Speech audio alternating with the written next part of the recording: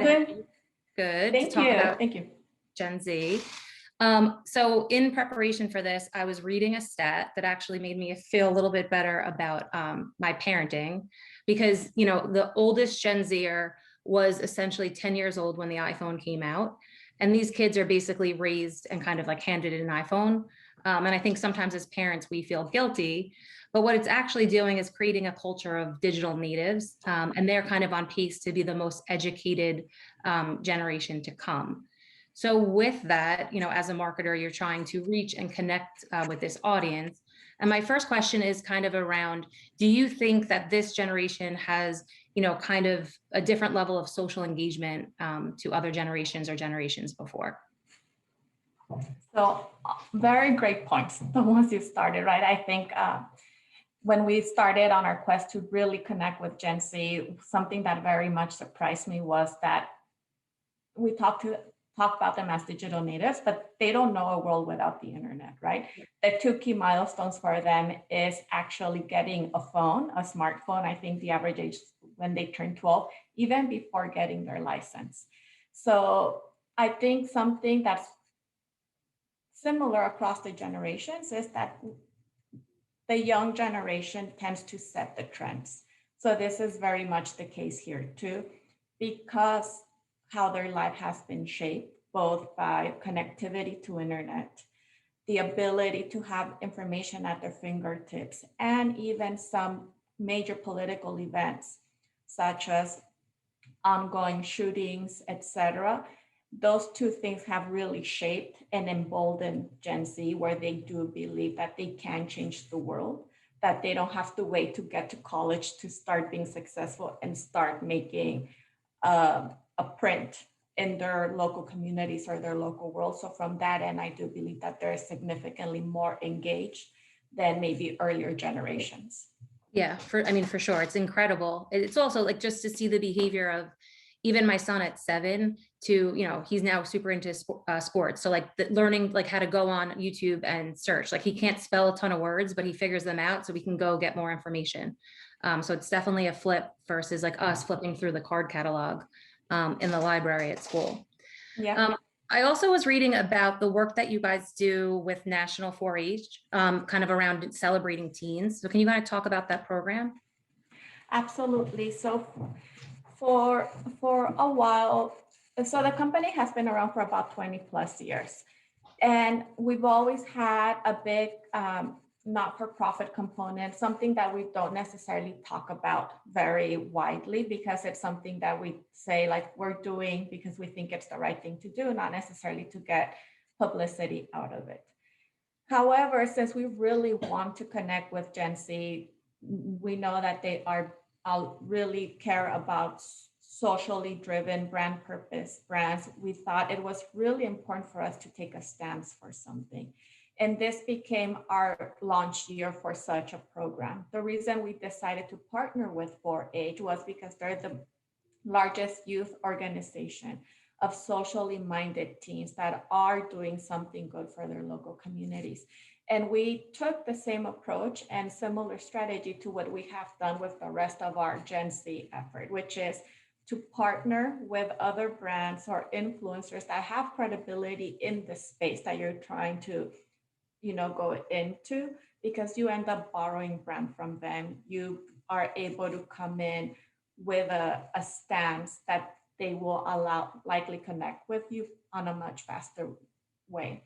So our goal this year is to award 100 teenagers that have been doing a positive change in their local communities. Actually, the application period closes tomorrow, and I'm looking forward to start reviewing the hundreds of applications we've received to date.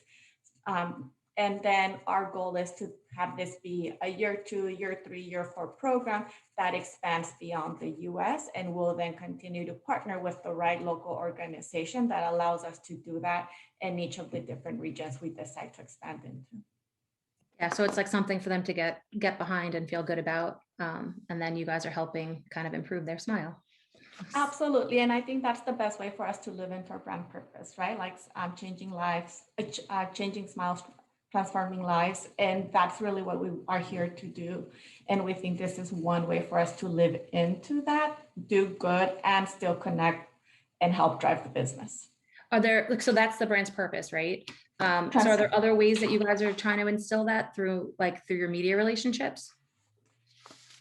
Yeah, I think everything we do, we definitely live into transforming smiles, changing lives. We really think about anytime somebody, whether that's a Gen Z member, a parent, even our doctor, keep in mind we're a medical device firm, so we need to have a prescription, interacts with us, the company, or us as the brand.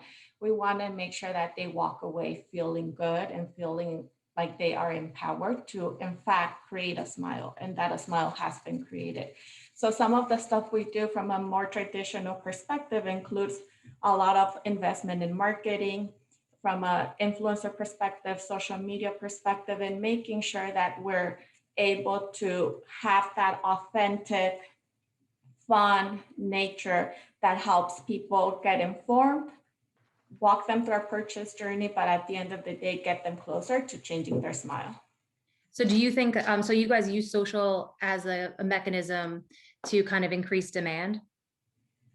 Yes, the way that our business works again is a bit of a business to consumer to business model. It is a medical device that requires a prescription. And the number one reason that our customers continue to treat more people with Invisalign is because you have patients or soon to be patients coming into their practices asking for the product and brand by name. So for us, it's really critical to drive demand and leverage all media vehicles so that we move people across that purchase funnel, everything from awareness to interest, a lead, and then getting them into a consultation as quickly as possible.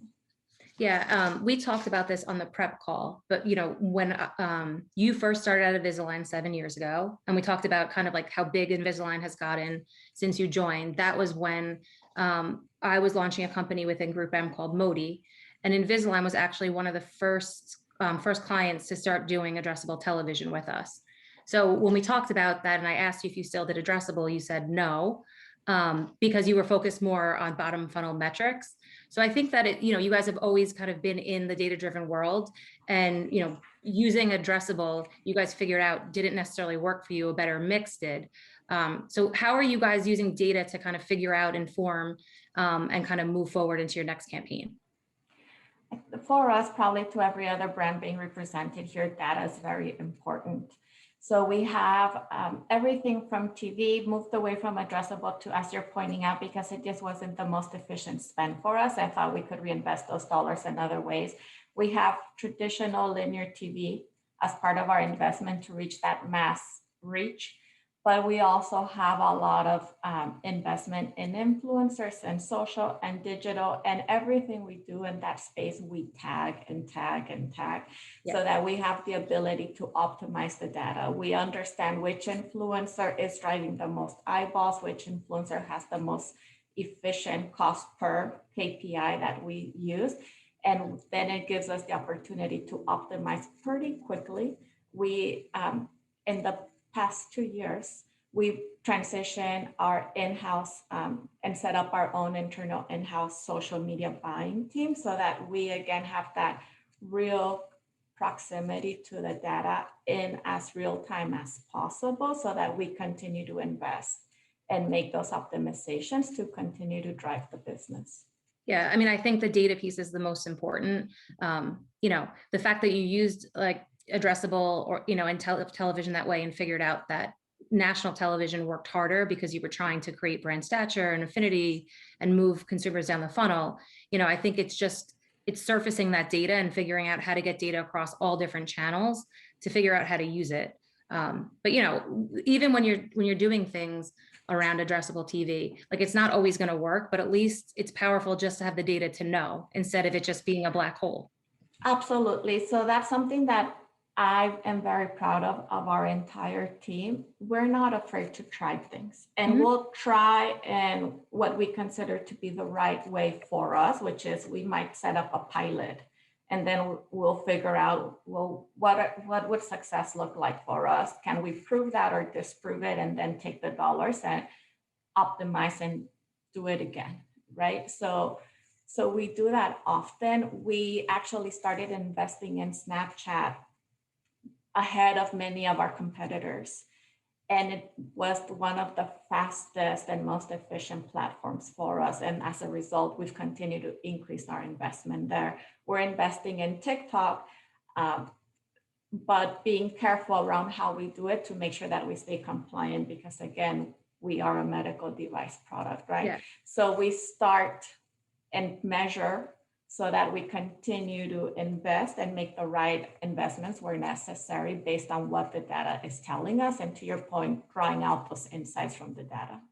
So, I mean, I think that's really powerful. How do you guys think that you've been, because essentially it sounds like you guys have created a center of excellence that's not afraid to take chances.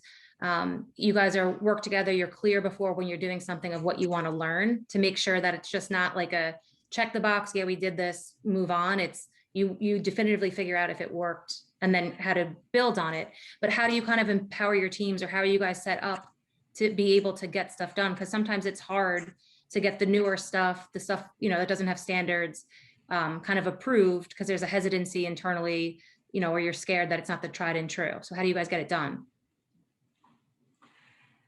That's a great question. It's not necessarily easy, right? I'll start with that. What we want to make sure, so what we do know is we have an MMM model that we follow. So we understand what our highest ROI yielding channels, and we make sure that we are investing there, and that every extra dollar, before we invest dollars somewhere else, that we have essentially maxed out those areas to the best degree possible. We also have a bit of a testing budget, because we say, okay, at the end of 2019, TikTok continues to grow, has surpassed some of the other platforms.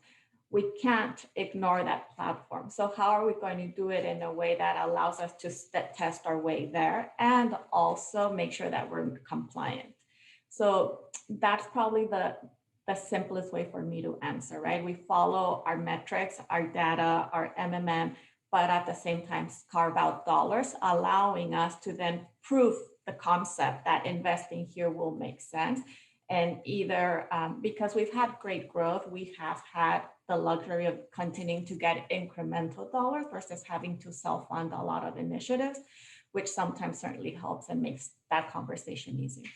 Yeah, I mean, it sounds like you guys have alignment before of like what success looks like, that we were able to kind of quickly evaluate and like run it up the change that this was a success, or this didn't work because of X, Y, and Z, and we're going to move on to the next.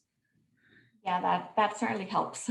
Yeah, I mean, it's pretty amazing of an organization. Because what's the growth you gave me from 2017 or 2013 to now? So when I joined in 2013, we had about 5,000 employees, and I just saw the last numbers were now closer to about 20,000. So that's been amazing growth, both from a people's perspective across the globe, but also the revenue has followed, which helps. But despite all of that, we're also quite nimble as an organization. With our consumer team continues to have one key lead, allowing us to make those decisions on a much faster basis. Okay. I mean, it's pretty amazing though. Like I'm just saying, going back 7 years now, that you guys have maintained the culture of testing and not being afraid with the growth of the organization. I mean, I guess it helps that you guys are making money, but it's, it's a good thing to instill it, in teams.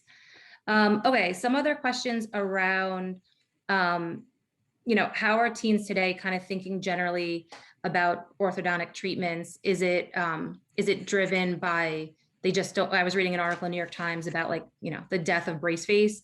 Is it more visually stimulating, or is it, how are they thinking about it, and how are you guys educating them? So for teenagers, braces or orthodontic is considered almost a must-have, right? Unlike for some adults, it's considered more of a cosmetic fix. For teens, it's considered a must-have, so that's helpful. One of our challenges, though, is that parents, likely mom, is the decision maker, and their frame of reference is only braces. So while mom has adopted technology all around them, when it comes to orthodontics, they're thinking braces. They're painful. Yes, I hated having to go to the ortho for every time my bracket fell off or a wire poked me, but we know it works. So then what we have to do is leverage teens' pestering power to introduce Invisalign as a possible solution to mom. And while we talk about teen and Gen Z um, as one group of people, talking to a 13 and 14-year-old is very different than talking to maybe a 16, 17, 18-year-old, right? So that older teenager for us really values the aesthetics of it, the fact that it's non-intrusive, that it's hardly visible, that they could eat what they want, that they could maybe think of going to prom pre-COVID and not have to worry about having prom pictures with braces, right? For the younger teens, the approach is a little bit different, mostly around less pain. And again, snacking, being able to remove any what you want, the popcorn and so on, without having to worry about all those restrictions that come with braces. So then the communication when you're doing it in television is more geared towards mom and educating her on the technology, and it's not just braces, but you know, the rubber bands and the tightening. And then to the kids, it's different benefits that you guys are communicating via influencers and channels like social. Yes. So for mom, we leveraged TV along with the rest of our adult audience, and it's a way for us to introduce the brand and talk about some of our key benefits. Most importantly, that it works, right? And it'll work, and it'll give you the results you want. And for teens, we use digital and social to communicate with them primarily. And last year, we launched a new campaign around the language of the internet. You cannot talk about the language of the internet and ignore TikTok. So we found TikTok audios that had gone viral, added an Invisalign spin and message to them. And that was our primary communication to teens from a video perspective, and then adapted to social and so on. And within the first quarter of launching our new campaign, we saw 1,200% search lift on Google and YouTube. So again, bringing their trends with how they're communicating, where they are, and adapting a message that'll break through with them has helped us really continue to drive the business. Do you guys see a difference with how you communicate or break through with male or female Gen Z audiences? Or is it more just cultural relevancy against the audience as a whole? I think for us, it's been more cultural relevancy, to be honest with you. We also have a big investment in Twitch, and I know Alf was talking about that earlier. You know, I think what we have found out is that what matters to them goes beyond some of those surface differences. Is, will it work for me? How will it make my life easier? And do I resonate with this brand? Do I like this product? And so far, I think that applies to both girls and boys. Okay. And then there's like some questions about, you know, how did you guys work with, or how do you work with influencers? So our influencer approach has been really evolving. So when I first started at Align, we already had an influencer program before it was called influencer marketing. I was, to get ready for our conversation, we have about 35 mega influencers already signed this year. And that's people over maybe 1 million followers plus.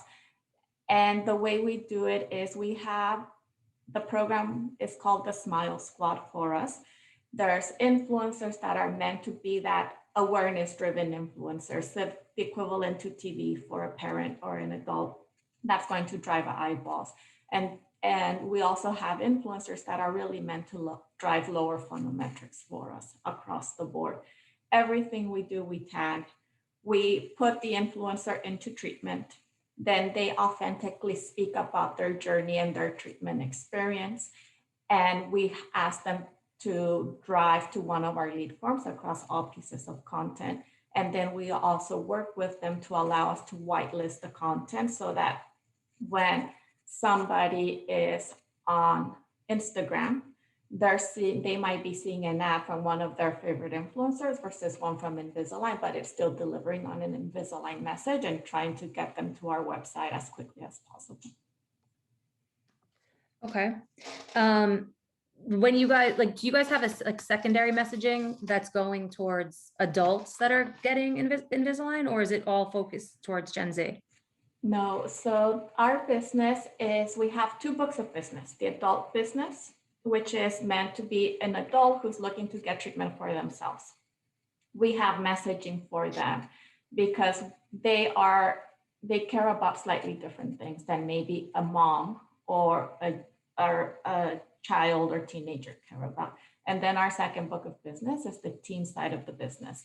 On the teen side of the business, again, because it is a medical device, it's really important that we bring mom along on the journey, because it's oftentimes the parent who's selecting the orthodontist and the parent who's dealing with the insurance benefits, etc. So speaking to both parents and teenagers become very critical. Okay. The question just came in. It said, kind of what roles do focus groups play? Do you guys have teens involved with the focus groups? Are they focused around moms? Like, how does that work? Yeah, great question. So staying connected with our audiences is very important to us, right? And sometimes hearing from them firsthand is the best way. So usually before launching any major initiative, we definitely talk to teens and moms also, or if we're doing adult work or with adults. From a mom and teen perspective, we want to make sure that what we're saying is resonating with them, for us to understand what are the barriers to adoption or moving forward. And we also work very closely with our media partners to continue to help us make sure that we stay in the know with all the latest trends across our key audiences. Are there any kind of interesting trends that you've seen over the pandemic that's, different behavior? I did a session a couple of weeks ago with Sanofi, and they were, we were talking about how, there's like a huge uptick in allergy medicine because people don't want to confuse allergies with COVID. So is there any kind of shift or anything interesting that you guys have seen over the last year? I think something that surprised us all was that all of our metrics went through the roof.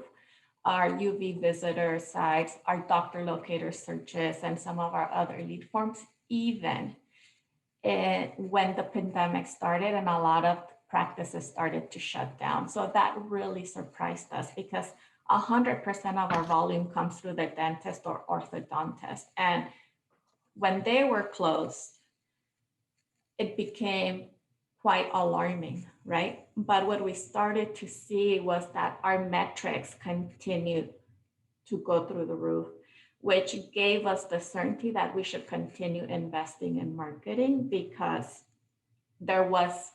it almost even maybe forced more people to think of the benefits of our product versus maybe braces, especially this opportunity to reduce the number of emergency visits, right? Because you didn't have to go into a doctor's office as often. So for us, that was surprising. Yeah, and I guess people don't want to like show up on a Zoom call with braces, right? You could just wear your Invisalign and you can't see it. Yeah, that was certainly something that I think was really relevant for the adult audience. I know our CEO called it the Zoom effect, because they were constantly now doing what you and I are and the rest of the group here is, right? So closely seeing each other most of the day. Yeah, or you're like staring at yourself and you're like, oh, I got to get that fixed. I always wanted braces. To your point, I nagged my mom for years and I was never able to convince her for braces. I actually like the rubber bands, so that's one of the things that young kids really appreciate, the color of the rubber bands. So when I was saying talking to a younger kid versus a 17-year-old is different, those are some of those nuances. Okay. And then during the pandemic, I think we all had, free time on our hands and we're trying to stay engaged, with our team members.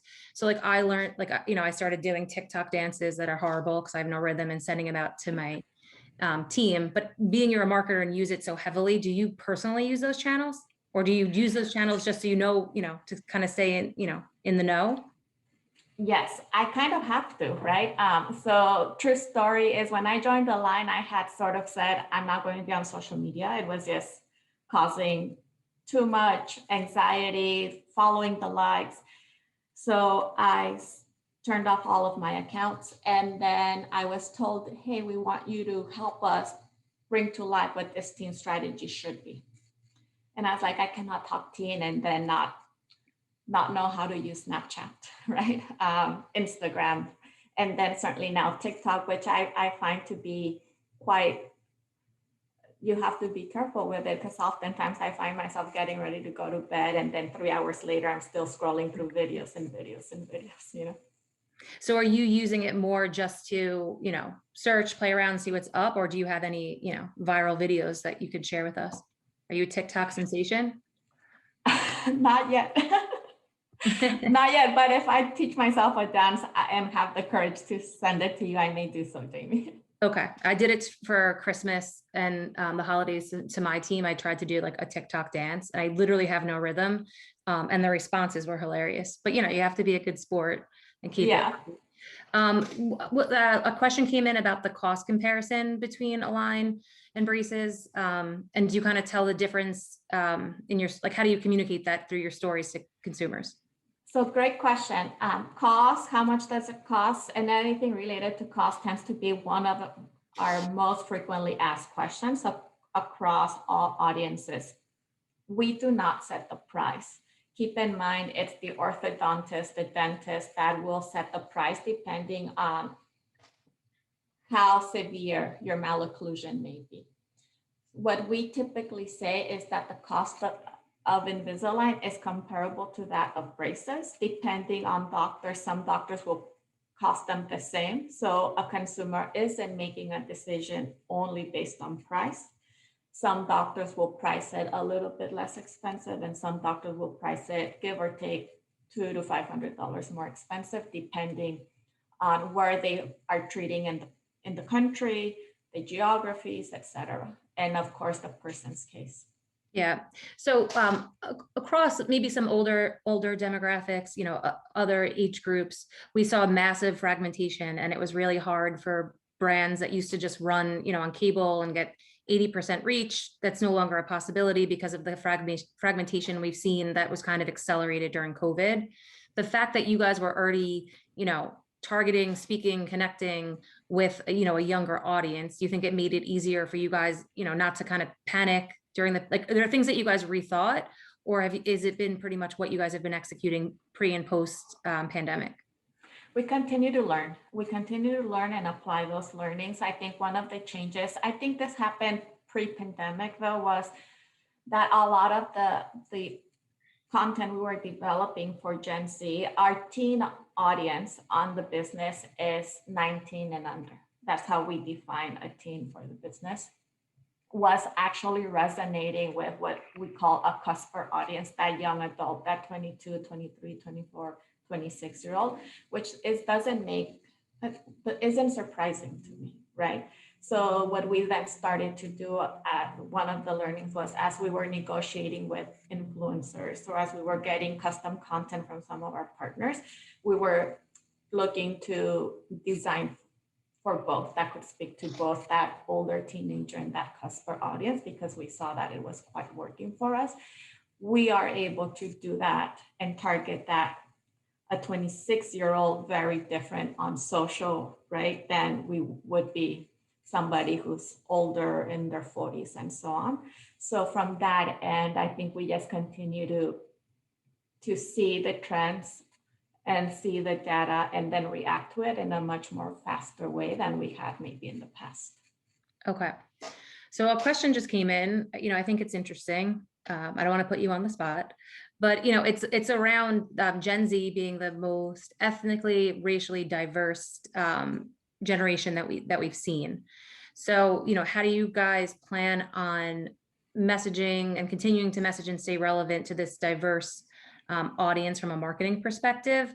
And then also, like, during the pandemic and during this year, like, a lot of heavy stuff has happened. So like, how do you guys stay relevant, but not to say so much, but knowing that they're kind of so social charged by these issues and want to make a difference? How do you guys navigate through that? Because it can't be easy.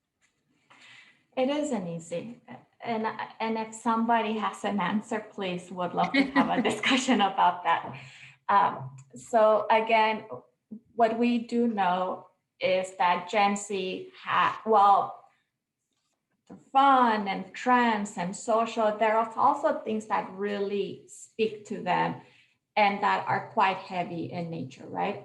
Body positivity, anxiety and mental health, and so on. So we chose topics in a previous execution about, maybe this is now 2 years old, that position somebody, an influencer who maybe dealt with a mental health issue or have become an expert in that space, and talk and created a video series around these issues, right? So we still try to find a way to reflect what Gen Z is doing in a way that doesn't necessarily take a political stance one way or the other, right? This year, Change Makers is an initiative for us, again, to try to recognize all the good that these kids continue to do despite a lot of some of these heavier, more negative things that are happening in the world around us. And from a diversity perspective, we try to reflect our consumers, the world around us, and the talent we cast and the influencers we work with across the board. Sometimes we do a better job than others. Okay, I'm going to move to an easier question from the audience now. But I think your approach is like, you can't ignore it. And then you don't know the right answer, but you're trying to figure it out, and just be thoughtful. This question is around, what's your thought? How do you guys select influencers? What data are you using to determine who to partner with? And then are you micro influencer targeting part of your strategy? Yeah, great question. Let me start with the last one. So I mentioned earlier that we have our influencer programs titled or named Smile Squad. That's an umbrella program, but then we have our mega and mid-tier influencers, and we also have a micro program, where the way the micro program works is we have an application window, encourage influencers to apply. We usually look at anyone that has maybe 5,000 plus followers. That's what we're considering a micro. And I think this year we're looking to sign on close to about 20 to 30 people within the micro nano influencer space. What we do with them is, again, similar to the rest of our influencer approach. We ask that they go into treatment, we provide treatment, then they document their journey, creating content that fits with their style and the type of content that they're already known for. So if it's an influencer who is a comedian, they'll create that type of content. If it's an influencer that's in life and beauty, they'll create that type of content. And of course, continue to put in the Invisalign message. We track, I've said, our cost per prime actions, that's our KPIs, UVs, right? Because we tag everything to understand what influencer is performing better for us or not. And then we continue to put media dollars behind that content so that we continue to run and invest in it. Okay. This question, I just always ask it when I do these. Are you personally kind of binging anything you would recommend watching? I feel like we're all kind of bored, trying to figure out what to watch next. I just finished binging something over the weekend. It's a show on Netflix. The English title is Who Killed Sarah, or in Spanish is Quien Mató a Sarah. Okay. So it's a bit drama. It's a family that's very well off, but clearly there's this awful secret in the family, and the show is trying to uncover that. Okay. I actually personally watch television like a tween. So that's why I believe so much in like data-driven targeting, because I would not be reachable, binge watching the Gilmore Girls for the 800th time. Another question is, how do you think about privacy, being you're targeting and you're speaking to an audience of teens? So how do you, CPCA and all the other privacy laws, how do you guys make sure you're compliant and responsible? So we have to be compliant, one, because of, again, we're a medical device company, and there's, in addition to those privacy laws, we also have HIPAA, right, on top of it. I think from a consumer perspective, some of the stuff scares me, right? How much information you're giving away, not knowing that you're giving it away. From a marketing side, it's exciting because it allows you to be very more targeted and maybe create that more relevant message that helps break through with a specific audience. We work again with all of our partners, with our regulatory team, with our legal team to make sure that we're staying compliant, that we're asking for the right approvals, or that people are physically opting in to receive something versus, the ask to physically unmark a checkbox if they don't want to receive it, right? So I'm not sure if that's answering your No, question. it's perfect. And then Yeah. we're almost out of time. So your marketing interrogation is almost over. Last question is, like professionally, like what advice would you kind of give your young self if you had to think back?